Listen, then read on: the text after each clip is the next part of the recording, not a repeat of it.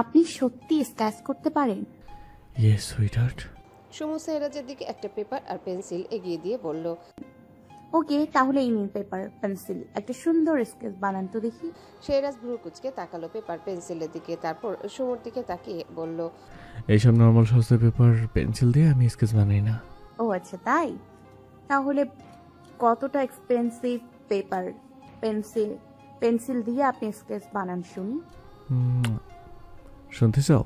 হ্যাঁ বলুন, সেগুলো কেমন পেপার পেন্সিল যেগুলো দিয়ে আপনি স্কেচ বানান?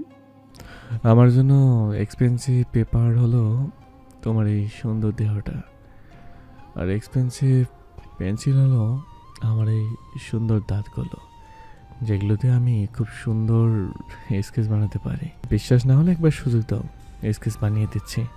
সুমু কপাল কুচে একটু উচ্চস্বরে বলল, অসভ্য নির্লজ্জ পুরুষ, আপনার মুখে কখনো ভালো কথা আসে না তাই না? আছে তো সুইটহার্ট, শুধু তোমাকে দেখলে আমার সভ্য মুখটা অসভ্য কথা বলতে শুরু করে। সুমু পাশ থেকে রঙের কৌটা থেকে রং নিয়ে শেহরাজের গালে লাগিয়ে দিয়ে বলল, তাহলে আপনার এই অসভ্য মুখটা বন্ধ রাখুন। শেহরাজ সুমুর কথায় পাত্তা না দিয়ে আস্তে আস্তে নিজের মুখটা এগিয়ে নিয়ে গেল সুমুর দিকে। সুমু কোমর বাঁকা করে নিজের মুখ সরিয়ে নিতে লাগলো। শেহরাজ এক হাতের সাহায্যে সুমুর কোমর জড়িয়ে ধরে সুমুকে কাছে টেনে আনলো। সুমু ভ্রু কুচকে তাকিয়ে বলল, দেখুন খান সাহেব, এইটা কিন্তু ছাদ, এইখানে দুষ্টুমি। সুমু কথাটা শেষ করার আগে শেহরাজ তার গালে লেগে থাকা রং সুমুর গালে লাগিয়ে দিল। সুমু বড় বড় চোখ করে তাকিয়ে রইল দূরের আকাশের দিকে। শেহরাজ তার মুখটা সরিয়ে আনতে সুমুর ঠোঁট ফুলিয়ে তাকালো শেহরাজের দিকে। শেহরাজ সুমুর কানের কাছে মুখ নিয়ে ফিসফিসিয়ে বলল, you are my personal property. তোমার সাথে আমি যা খুশি করতে পারি, যা খুশি বলতে পারি। আমি তোমার কাছে সবসময় নষ্ট অসভ্য নির্লজ্জ পুরুষ হয়ে থাকতে চাই। বউয়ের সামনে যে পুরুষ অসভ্য নির্লজ্জ নষ্ট পুরুষ হয় না, সেই পুরুষ তো আর কোনো পুরুষই নয়, তাই না? নির্লজ্জতা কিছুই দেখোনি এখনো। সঠিক সময় আসুক, আমি তোমাকে লাইভ দেখাবো নির্লজ্জতা কাকে বলে। শেহরাজ পাশ থেকে একটা পেন নিয়ে সুমুর হাত টেনে কাছে নিয়ে আসলো। সুমুর হাতের তালুর উপর বড় বড় করে লিখে দিল, Shehraj ওয়াইফি, personal property of Shehraj খান। ছাদের দরজায় কেউ নক করতে সুমু শেহরাজের থেকে একটু দূরে গিয়ে বসলো।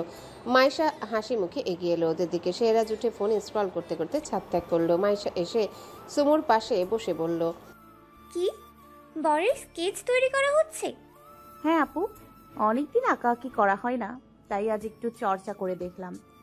আচ্ছা শোন, তোর ভাইয়া বলেছে রাত 9টার দিকে আমাদের সবাইকে নিয়ে ফুচকা খেতে বেরোবে। শেহরাজ ভাইয়াকেও বলিস। আর শোন, সুন্দর একটা শাড়ি পরিস, আমিও পরবো। কিন্তু আপু। কোনো কিন্তু নয় সমু, দুই বোন একসাথে জামাই নিয়ে ফুচকা খেতে বের হব। 9টার মধ্যে রেডি থাকিস কেমন? আচ্ছা আপু। তাহলে এখন রুমে যা, সন্ধ্যা হয়ে এসেছে, এখন আর ছাদে থাকিস না।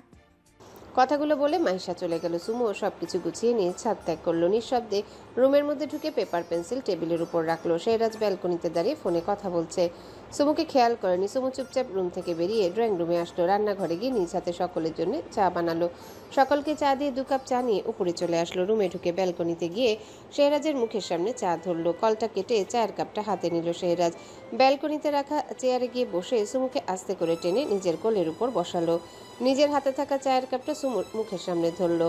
সুমু মুচকি হেসে চায়ের কাপে চুমুক বসালো। শেহরাজ আলতো হাসলো। সুমুর মুখের সামনে থেকে চায়ের কাপ সরিয়ে নিজে চুমুক বসালো। সুমু টেবিল থেকে চায়ের কাপটা হাতে তুলে নিয়ে বলল, নিচে যাবেন না? না। কেন? এমনই। সকলে নিচে আছে, শুধু আমরা দুজন উপরে। চলুন নিচে যাই। আমার একটু কাজ আছে সুইটহার্ট। ওকে, তাহলে আমি নিচে যাই, আপনি কাজ করুন। সুমু উঠে যেতে নিলে শেহরাজ আবারও সুমুকে টেনে কোলের উপর বসিয়ে কোমর জড়িয়ে ধরে বলল, তুমি এখন কোথাও যাবে না, এখানে থাকবে। আমরা নতুন কাপল, আমরা নিচে না গেলে কেউ কিছু মনে করবে না, আর না আমাদের কেউ ডাকতে আসবে। কিন্তু আপনি তো এখন কাজ করবেন বললেন। কিন্তু আগে বউ তারপর কাজ। এখন তুমি এখানে চুপ করে বসে থাকো। সুমু শেহরাজের বুকে মাথা রাখলো। শেহরাজের পারফিউমের গন্ধ বুক ভরে টেনে নিল। হঠাৎ কি মনে করে মাথা তুলে তাকালো সুমু। শেহরাজের দিকে তাকিয়ে মৃদু হেসে বলল, টি শার্ট খুলুন। শেহরাজ অবাক হলো সুমুর এমন কথায়। দুষ্টু হেসে বলল, সুইটহার্ট, তুমি আমার বডি দেখতে চাইছো, সেটা আগে বলবে না? বাজে কথা বলা বন্ধ করে খুলুন, আমি আপনাকে অন্য একটা টি শার্ট এনে দিচ্ছি, এটা খুলুন। শেহরাজ আর কোনো কথা না বলে টি শার্ট খুলতে নিলে সুমু শেহরাজকে থামিয়ে বলল। আমাকে একটু ছাড়ুন, আমি আরেকটা টি শার্ট নিয়ে আসছি। শেহরাজ সুমুকে ছেড়ে দিতে সুমু উঠে গিয়ে আরেকটা টি শার্ট নিয়ে এলো। শেহরাজ জ্যাকেট খুলে টি শার্ট খুলে সুমুর হাতে দিল। সুমু মাত্র আনা টি শার্ট শেহরাজের হাতে দিল। টি শার্ট পরে শেহরাজ জ্যাকেটটা উপরে পরে নিল। সুমুর দিকে তাকিয়ে ভ্রু নাচাতেই সুমু বলল, আপনি একটু বসুন, আমি এক্ষুনি আসছি। কিন্তু কোথায় যাচ্ছ? আসছি এক্ষুনি, বসুন আপনি। শেহরাজের পরিহিত টি শার্ট নিয়ে সুমু রুমে চলে আসলো। শেহরাজ ফোনে মন দিল। 5 মিনিট বাদে সুমু এসে শেহরাজের সামনে দাঁড়ালো। শেহরাজ ফোন থেকে চোখ সরিয়ে আস্তে আস্তে সুমুর পায়ের থেকে মাথা পর্যন্ত তাকিয়ে অবাক হয়ে গেল। সুমুর পরনে শেহরাজের টি শার্ট। সুমু শেহরাজের দিকে তাকিয়ে ঘন ঘন চোখের পল্লব নাড়তে নাড়তে ঘাড় কাত করে ভ্রু নাচালো। ঠোঁটে তার লেগে আছে দুষ্টু হাসি। শেহরাজ উঠে দাঁড়ালো। হাত দিয়ে হ্যাচকা টান মেরে দেয়ালের সাথে মিশিয়ে দাঁড় করালো সুমুকে। দেয়ালের সাথে সুমুর 2 হাত চেপে ধরে বলল, আমায় মারার প্ল্যান করছো তাই না? কত কষ্ট করে নিজেকে এখন পর্যন্ত সামনে রেখেছি, তোমার কোনো আইডিয়া আছে? বড় করে নিঃশ্বাস ছাড়লো শেহরাজ।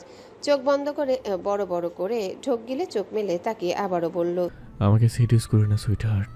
আমি একবার কন্ট্রোলেস হয়ে গেলে আমাকে তুমি কন্ট্রোল করতে পারবে না। আমার ছোঁয়া তোমার এই ছোট্ট দেহটায় সহ্য করতে পারবে না।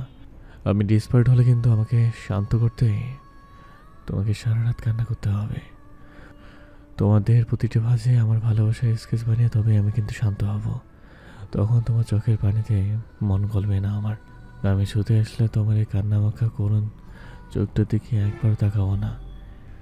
নিজের তৃষ্ণা না মেটানো পর্যন্ত তোমাকে 1 চুলো পরিমাণ ছাড় দিব না আমি না চাওয়া পর্যন্ত আমাকে থামাতে পারবে না তুমি। 1 মাস লজ্জায় ব্যথায় বেড ছেড়ে রুমের বাইরে যেতে পারবে কি না সন্দেহ আছে আমার। তখন কিন্তু রুমের মধ্যেও তোমাকে পর্দা করে চলতে হবে। দুনিয়ার কোনো পেইনকিলার তোমার শরীরের ব্যথা কমাতে সক্ষম হবে কিনা আমি জানি না। সুমু মুখ ফুটে কিছু বলতে নিলে শেহরাজ থামিয়ে দিল সুমুকে। সুমুর ঠোঁটের উপর হাত রেখে বলল, নাড়াচাড়া যেহেতু দিয়েছো সেতে এখন আমাকে একটু সহ্য করতেই হবে। সো ডোন্ট শাউট ডার্লিং, একটু চুপচাপ সহ্য করে নাও। কথাটা বলে শেহরাজ এক হাত দিয়ে সুমুর কোমর জড়িয়ে ধরে আরেক হাত দিয়ে সুমুর মুখ চেপে ধরে সুমুর গলায় মুখ ডোবালো। চোখ দিয়ে পানি চলে এসেছে সুমুর। হাতে পানির ছোঁয়া পেতে শেহরাজ সুমুকে ছেড়ে দিল। ফর্সা গলায় রক্তবর্ণ ধারণ করেছে সুমুর। শেহরাজ সুমুর চোখের পানি মুছে দিয়ে সুমুর ভেজা চোখে পাতার উপর ঠোঁট ছুঁয়ে বলল, পেইন হচ্ছে সুইট হার্ট? সুমু ওপর নিচ মাথা নাড়ালো। শেহরাজ আলতো হেসে সুমুকে বুকে জড়িয়ে নিয়ে পড়ল, একটু সহ্য করতে পারো না? আমি পুরোপুরি যেদিন তোমাকে চাইবো সেদিন আমাকে সহ্য করবে কিভাবে তুমি? শেহরাজ সুমুকে নিয়ে ব্যালকনিতে রাখা চেয়ারের উপর বসলো। সুমুকে কোলের উপর বসিয়ে সুমুর গলায় লাল হয়ে যাওয়া জায়গাটাতে আলতো ঠোঁট ছোঁয়ালো। সুমু একটু নিচু স্বরে বলল, একটা গান শোনাবেন খান সাহেব? শেহরাজ মুচকি হেসে সুমুকে বলল, শোনাতে পারি, তবে তোমাকে আমার সাথে গলা মিলাতে হবে। সুমু মুচকি হেসে সম্মতি জানালো। শেহরাজ আলতো হেসে বলল, তাহলে গিটারটা নিয়ে আসো। সুমু খুশি মনে উঠে গিয়ে গিটারটা নিয়ে আসলো। শেহরাজের হাতে গিটারটা দিয়ে পাশে চেয়ারে গিয়ে বসলো। শেহরাজ গিটার হাতে নিয়ে মৃদু সুর তুলে গান গাইতে শুরু করলো। নিচ থেকে মাইশার ডাক ভেসে আসতে শেহরাজ আর সুমু উঠে দাঁড়ালো। সুমু রুমে গিয়ে টি শার্ট চেঞ্জ করার জন্য ওয়াশরুমে চলে গেল। চেঞ্জ করে এসে সুমু চুলগুলো ছেড়ে দিল। তারপর দুজনে একসাথে নিচে গেল। ড্রয়িং রুমে আসতে মাইশা বলল, সুমু, রেডি এখন হয়নি, অলরেডি রাত 8টা বেজে গেছে। আজ একটু বেশি ঠান্ডা পড়েছে। বড়রা সকলেই খেয়ে রুমে চলে গেছে। আমরা এখন বের হব, বাইরে থেকে খেয়ে আসবো। যা, গিয়ে রেডি হয়ে নি। সুমু সম্মতি জানিয়ে উপরে চলে এলো। আলমারি থেকে একটা গোলাপি রঙের শাড়ি বের করলো। ড্রেসিং টেবিলের সামনে গিয়ে শাড়িটা পরে নিল। তবে সমস্যা হলো কুচি ঠিক করার সময়। তখনই শেহরাজ রুমে ঢুকলো। সুমু শেহরাজকে ডাক দিয়ে বলল, খান সাহেব শুনুন, আমাকে এই শাড়িটা পরতে একটু হেল্প করেন না প্লিজ? যদি খোলার সময় হেল্প নাও তাহলে পড়াতে সাহায্য করবো। সুমু ভ্রুকুচকে একবার পেছনে ফিরে শেহরাজের দিকে তাকিয়ে বলল, থাক, লাগবে না, আমি একাই করে নিচ্ছি। শেহরাজ এগিয়ে এলো সুমুর কাছে। আয়নার মধ্য দিয়ে সুমুর দিকে তাকিয়ে বলল, লাগবে না মানে? আর এখন তুমি শাড়ি কেন পরেছো? বাইরে যাব তাই শাড়ি পরছি। তুমি যে শাড়ি পরে বাইরে যাবে এই ব্যাপারে তুমি কার পারমিশন নিয়েছো? সুমু কিছু না বলে হাত দিয়ে চুল খোপা করতে লাগলো। শেহরাজ আয়না থেকে চোখ সরিয়ে সুমুর দিকে তাকিয়ে অবাক হয়ে গেল। হাত বাড়িয়ে সুমুর কাঁধ থেকে ব্লাউজটা একটু সরায়। আর একটু এগিয়ে গিয়ে সুমুর কাঁধের উপর থাকা তিলটার দিকে সম্মোহন দৃষ্টিতে তাকিয়ে থেকে বলল, তোমার মুখের বাঁ পাশে থুতনির নিচে একটা বিউটি স্পট আছে, ওটা আমি জানি। তোমার ডান গালে একটা বিউটি স্পট আছে, ওটাও আমি জানি। কিন্তু তোমার ডান কাঁধে যে এত সুন্দর একটা বিউটি স্পট আছে জানতাম না তো। সুমু দুষ্টু হেসে বলল, আমার এমন অনেক জায়গায় তিল আছে যেগুলো সম্পর্কে আপনি এখনো জানেন না। তাহলে খোলো। মানে হলো পরনে সবকিছু খোলো, আমি দেখব। কি দেখবেন? তোমার কোথায় কোথায় বিউটি স্পট আছে ওটা দেখব। আমি তোমার বর, আমাদের বিয়ে হয়ে গেছে, আর এখন পর্যন্ত আমি জানি না তোমার কোথায় কোথায় বিউটি স্পট আছে। ইস, মান সম্মান আর রইল না আমার। সুমু ভ্রু কুচকে বলল, আপনি কি পাগল হয়ে গেছেন? টাইম হয়ে গেছে, আমাদের বেরোতে হবে। তাহলে শাড়িটা পাল্টে আসো। কিন্তু খান সাহেব, কিন্তু আর একটা শব্দ মুখ থেকে বের করলে আমি এখন তোমার শরীরের অবস্থা দেখবো না। দরজা লক করে তোমার সাথে এমন কিছু করব, বাইরে যত দূরে থাক, বেড ছেড়ে নেমে সোজা দাঁড়ানোর মতো অবস্থায় থাকবে না তুমি। সুমু চোখ রাঙিয়ে বাধ্য হয়ে শাড়ি পাল্টে বোরখার হিজাব পরে নিল। শেহরাজের সামনে গিয়ে দাঁড়িয়ে বলল, কেমন লাগছে আমাকে? শেহরাজ বেড ছেড়ে উঠে দাঁড়িয়ে সুমুর কপালে ঠোঁট ছুঁয়ে বলল, একদম ইসলামিক শেহজাদি। সুমু মুচকি হেসে শেহরাজের হাত ধরে রুম ছেড়ে বের হলো। নিচে আসতেই মায়েশা সুমুকে দেখে বলল, বুঝতে পেরেছি। শাড়ি তো দূরে থাক, ভাইয়া তোকে নর্মাল ড্রেস পর্যন্ত পরতেই দেয়নি, ডিরেক্ট বোরখা পরিয়ে নিয়ে এসেছে। আসলে আপু, থাক, আর লজ্জা পেতে হবে না, অনেকটা দেরি হয়ে গেছে। বাবার আদেশ, যেখানেই যাই রাত 11টার মধ্যে সকলকে বাড়িতে ঢুকতে হবে। সুমু শোন, আমরা প্রথমে চিনি ফ্যাক্টরিতে যাব, তারপর মার্কেট থেকে ফুচকা খাবো, দেন রেস্টুরেন্ট থেকে ডিনার করে বাসায় ফিরবো। আচ্ছা আপু। সকলে মিলে একসাথে বের হলো বাসা থেকে। আনোয়ার শিকদারের বাসা থেকে মার্কেট আর ফ্যাক্টরিতে পায়ে হেঁটে যেতে মাত্র 20 মিনিট লাগে, তাই সুমুরা পায়ে হেঁটেই গেল। সুমুরা সকলে চিনির ফ্যাক্টরির আশেপাশ দিয়ে ঘুরছে। শেহরাজের একটা গুরুত্বপূর্ণ কল আসছে, সে সুমুকে নাজমিন আর সামিয়ার সাথে থাকতে বলে একটু সাইডে গেল। জায়গাটা খুব সুন্দর, সোডিয়ামের আলোতে সবটা আরও সুন্দর দেখতে লাগছে। সুমু, নাজমিন আর সামিয়া একসাথে ঘুরছে, বাকিরা যার যার মতো। মাইশা আর নয়ন একসাথে, রাহিনরা সকলে একসাথে, ইফতিয়ার, রাইসা একসাথে, তিশা আর রাইফ বাড়িতেই আছে। শীত বেশি পড়েছে বলে ওদের সাথে আনেনি। সুমুরা হাঁটতে হাঁটতে একটু দূরে আসতে একটা ছেলে এসে দাঁড়ালো সুমুদের সামনে। সুমু ছেলেটাকে চিনে আলতো হাসলো। ছেলেটা একগাল হেসে বলল,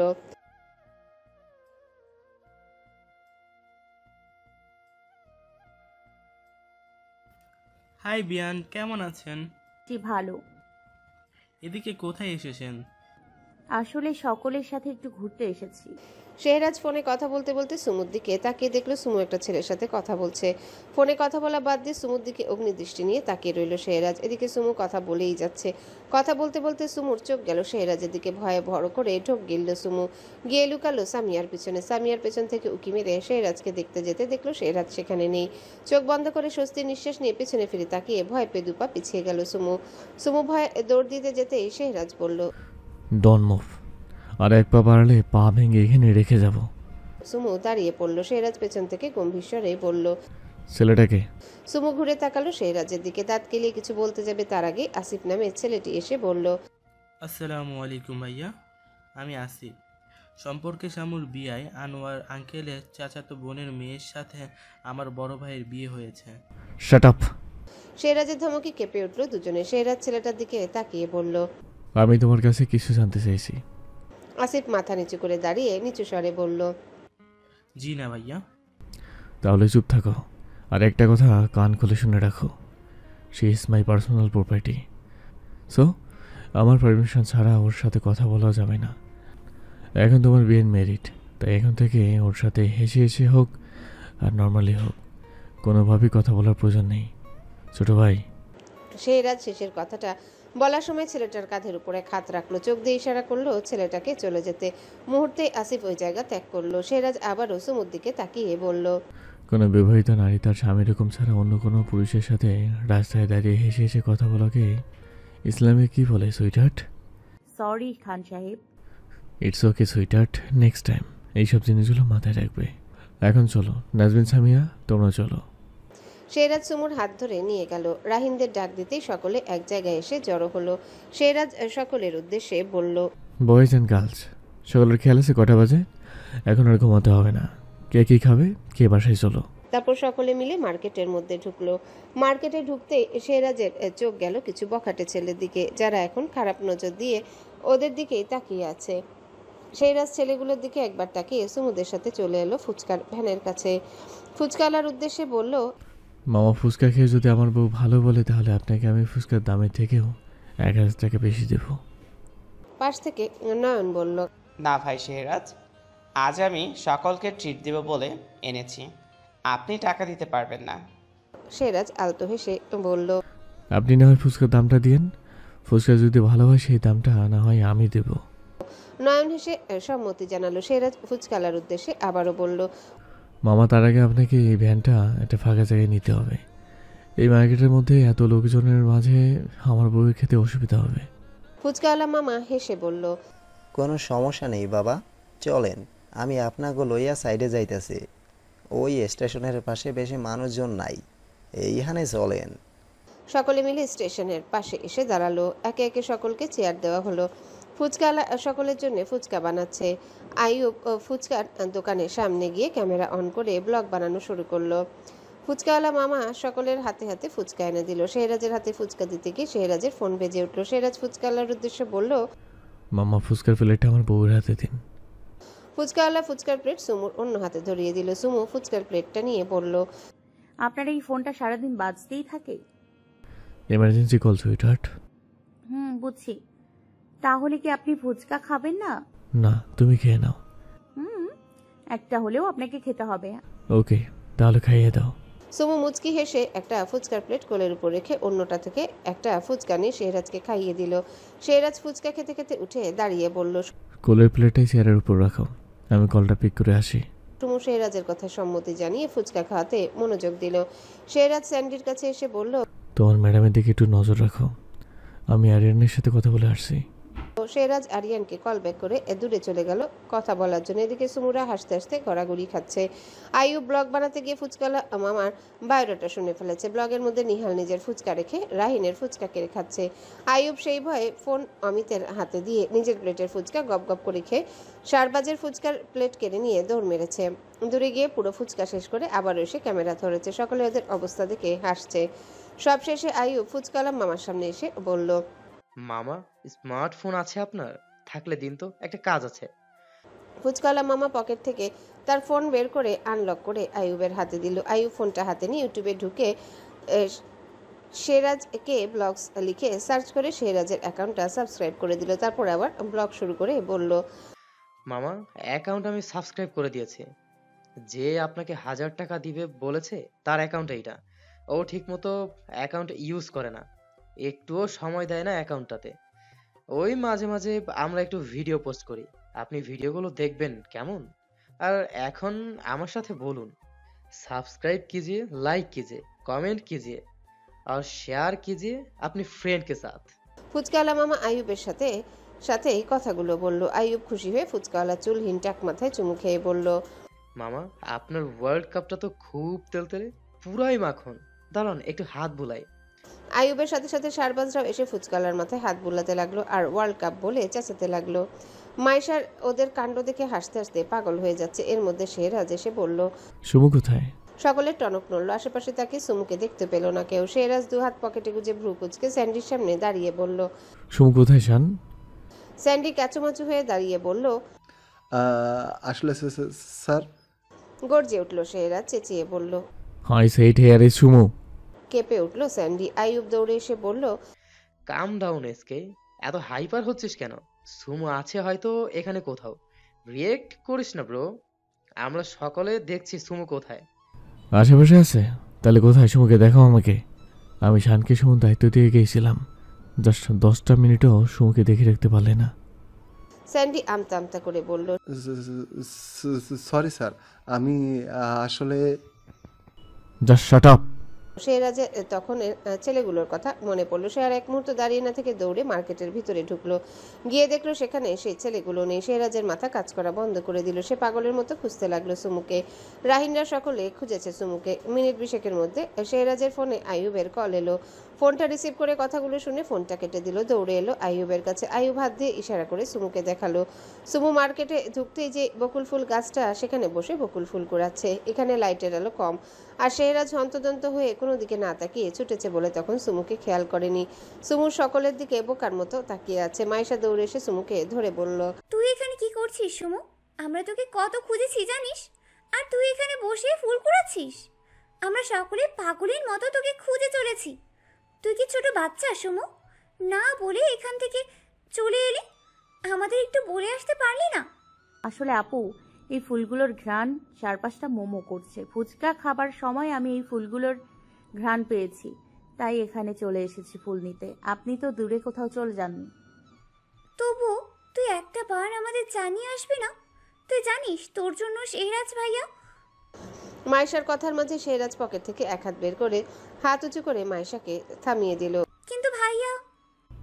উফ, থামো মাইশা, তোমরা সকলে রেস্টুরেন্টে যাবে বলেছিলে না? যাও, সকলে রেস্টুরেন্টে গিয়ে খেয়ে আসো।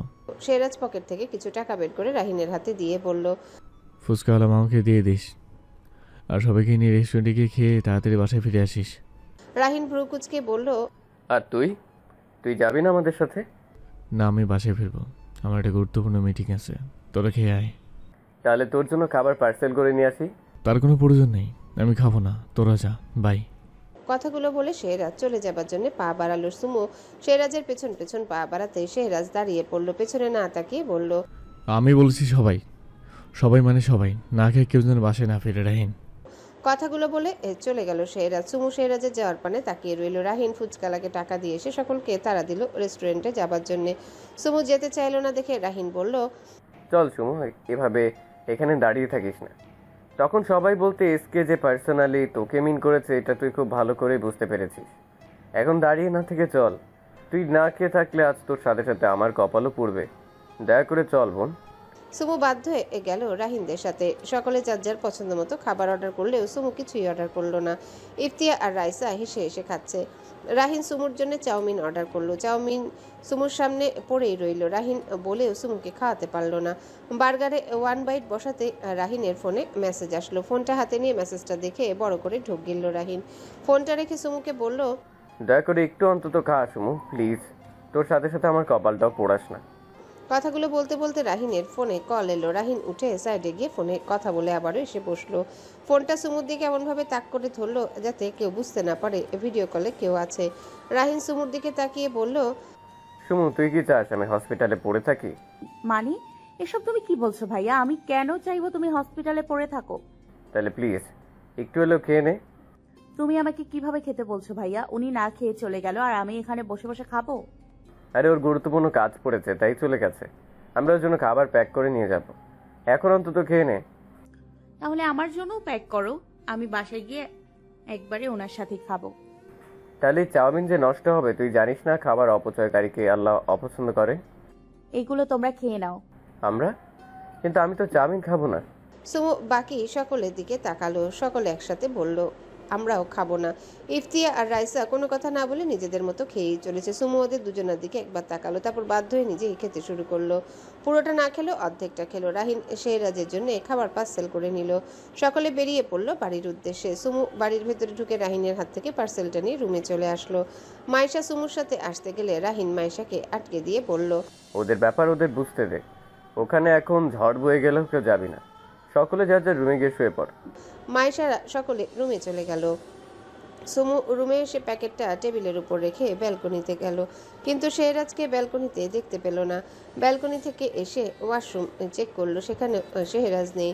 হঠাৎ কিছু একটা ভেবে রুম থেকে বের হলো সুমু। পা বাড়ালো ছাদের উদ্দেশ্যে। ছাদে আসতেই দেখলো শেহরাজ ছাদের এক কোণে দাঁড়িয়ে আছে, হাতে অর্ধেক খালি ওয়াইনের বোতল। সুমু এগিয়ে যেতে পায়ের সাথে লেগে আরও একটা বোতল দূরে গড়িয়ে চলে গেল। বোতলটা দিকে কিছুক্ষণ তাকিয়ে থেকে সুমু ধীর পায়ে হেঁটে গিয়ে শেহরাজের পাশে দাঁড়াতে শেহরাজ ছাদ থেকে চলে আসার জন্য পা বাড়ালো। সুমু দৌড়ে শেহরাজের সামনে গিয়ে দুহাত দুদিকে মেলে দাঁড়িয়ে বলল, কোথায় যাচ্ছেন আপনি? আমি আপনাকে কোথাও যেতে দিব না। শেহরাজ ওয়াইনের বোতলে আরো একবার চুমুক বসিয়ে বলল। সরে দাঁড়াও সামনে থেকে। সুমু ঠাই দাঁড়িয়ে রইল, শেহরাজের দিকে ভ্রু কুচকে তাকিয়ে বলল। আপনার কি হয়েছে খান সাহেব? আই এম সরি খান সাহেব, আমি বলছি তো আমি ভুল করেছি। কেন করছেন এমন? তখন আমার সাথে কোনো কথা না বলে চলে এলেন, এখনও ইগনোর করে চলে যাচ্ছেন। আমি মানলাম আমি অনেক বড় ভুল করেছি, আমি মানলাম আমি ভুল করেছি, তাই বলে এভাবে আমাকে ইগনোর করবেন? রুমে চলুন, খাবার এনেছি আপনার জন্য, খেয়ে নেবেন। চলুন, এরপর আমাকে যত খুশি ইগনোর করতে চান করিয়েন। এখন চলুন প্লিজ। আমি একবারও বলেছি খাবো? খাবার আনতে বারণ করেছিলাম না? আমি খাবো না, হয়তো এখান থেকে যাও, নয়তো আমাকে যেতে দাও। আমি এখান থেকে গেলে আপনিও এখান থেকে আমার সাথে যাবেন। আপনি এখানে থাকলে আমিও আপনার সঙ্গে এখানেই থাকবো। জেদ করো না সুমু, যাও এখান থেকে। জেদ তো আপনি করছেন, আর তাই জেদ করে না খেয়ে সব ছাইপাশ গিলছেন। সুমু তোমাকে যেতে বলেছি আমি। যাব না আমি, বললাম তো আমি ভুল করেছি, স্বীকার করেছি তো। আমি কিভাবে বুঝবো যে মাত্র দুদিনের পরিচয়ে আপনি আমাকে এতটা ভালোবেসে ফেলেছেন যে আমি একটু চোখের আড়াল হলে পাগলের মতো আমাকে খুঁজবেন? মাত্র দুদিনে কারোর প্রতি এত ভালোবাসা কি করে হয়? কিছু একটা পড়ার শব্দে সুমু চোখ মুখ খিচে বন্ধ করে ফেললো। শেহরাজের হাসির শব্দ শুনে সুমু চোখ মেলে তাকিয়ে দেখলো ওয়াইনের বোতলটা ছাদের মেঝেতে পড়ে চুরমার হয়ে গেছে। শেহরাজ পাগলের মতো হাসতে হাসতে কাচের টুকরোর উপর দিয়ে হেঁটে সুমুর কাছে এসে দাঁড়ালো। সুমুকে কিছুক্ষণ পরখ করে দেখে বলল, হোয়াট? কি বললে তুমি? মাত্র দুদিনে কারোর প্রতি এত ভালোবাসা কি করে হয়? আমার ভালোবাসা নিয়ে সন্দেহ করেছো তুমি? না খান সাহেব। তাহলে কি সুমু? আসলে আমি you just keep your mouth shut Sumu. আজকের এই প্রশ্নের মূল্য তোমাকে চুকাতে হবে সুইটহার্ট। কথাগুলো বলে উচ্চস্বরে হাসলো শেহরাজ। হাসি থামিয়ে আবারও বলল, ওকে তাহলে শোনো, তোমার প্রতি দুদিনে এত বেশি ভালোবাসা কিভাবে হলো আমার? সুমু ভ্রু কুচকে তাকিয়ে আছে। শেহরাজ সুমুর দিকে তাকিয়ে তাচ্ছিল্যের হাসি দিয়ে বলল, আমি তোমাকে পুরো 2 বছর ধরে চিনি টাফার। মানে এখন পর্যন্ত তোমার কয়টা ইনস্টা আইডি নষ্ট হয়েছে? সুমু আনমনে উত্তর দিল, 3টা, আর এইটা আমার 4 নাম্বার আইডি। আর প্রতিটা আইডি তুমি স্পেশালি কার জন্য ওপেন করেছো? আপনার জন্য। ওকে, এখন বলো তো রাহিন ওমান গেছে ঠিক কত বছর হলো? 5 বছর। কিন্তু খান সাহেব এসবের সাথে। হ্যালো বন্ধুরা, পরবর্তী পার্ট খুব তাড়াতাড়ি আসবে, তো সবাই অপেক্ষায় থাকো। আর চ্যানেলটি যারা এখনো সাবস্ক্রাইব করোনি তারা পরবর্তী পার্ট দেখার জন্য চ্যানেলটি সাবস্ক্রাইব করে রেখো। ধন্যবাদ সবাইকে, আমাদের সাথেই থেকো।